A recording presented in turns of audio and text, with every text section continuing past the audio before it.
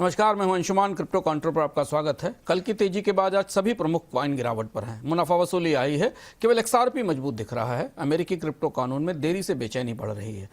शाम 6 बजे बाजार की स्थिति ये थी। बिटकॉइन करीब 67,500 से 68,000 के बीच ट्रेड कर रहा है। पिछले 24 घंटों में लगभग 70 बेसिस पॉइंट नीचे, 0.7% नीचे है।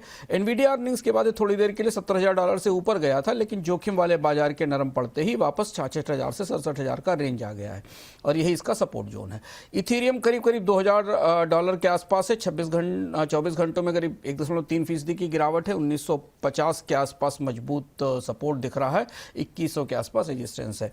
ETF और लेयर 2 की कहानी अब तेजी के बाद अब ठंडी पड़ रही है और इसलिए वॉल्यूम थोड़े कमजोर दिख रहे हैं।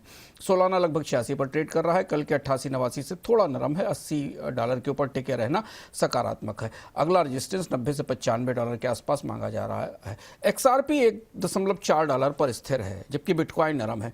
लंबी अवधि में क्रॉस बॉर्डर पेमेंट्स को लेकर जो संभावना बनी है, उसे लेकर XRP में खरीद दिखाई दी है, लेकिन $1.50 के नीचे एक मजबूत रेजिस्टेंस दिखाई दे रहा है।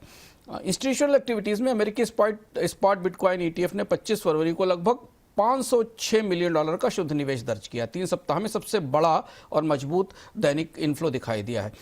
एक दूसरे डेटा के अनुसार 26 फरवरी को लगभग $254 मिलियन का शुद्ध निवेश हुआ। लगातार तीसरा सकारात्मक दिन है। ये दिखाता है कि रेगुलेटेड ETF अभी भी बिटकॉइन को सहारा दे रहे हैं।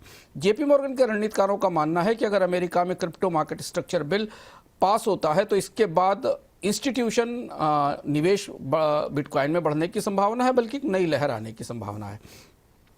एक्सचेंज की खबरों में अमेरिकन बिटकॉइन कॉरपोरेशन, जो ट्रंप परिवार से जुड़ी माइनिंग कंपनी है, उसने साल की चौथी तिमाही में $59 मिलियन का घाटा और सालाना करीब $227 मिलियन का घाटा दर्ज किया है।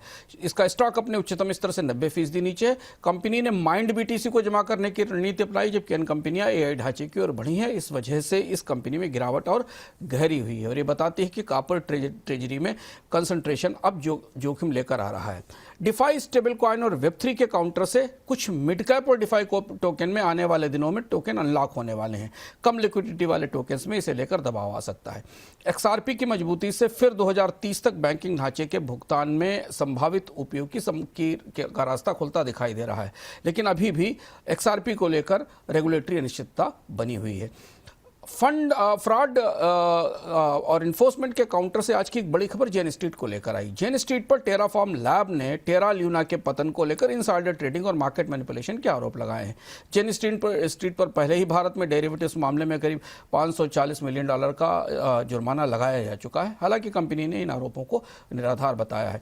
रिटेल मार्केट का सेंटिमेंट नरम गरम है। बिटकॉइन करीब $70,000 से नीचे है। ETF का प्रवाह और प्रेडिक्शन मार्केट संकेत दे रहे हैं कि घबराहट नहीं है, लेकिन सावधानी का माहौल है।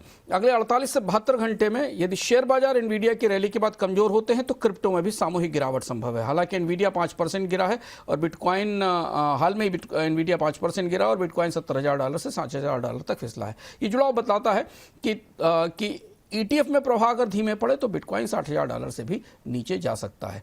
हालांकि जो लॉन्ग टर्म प्रेडिक्शन मॉडल हैं वो 2027 तक कुछ सुधार की संभावना दिखाते हैं। आज की क्रिप्टोविज्म में महत्वपूर्ण है बिटकॉइन और AI शेयरों का रिश्ता।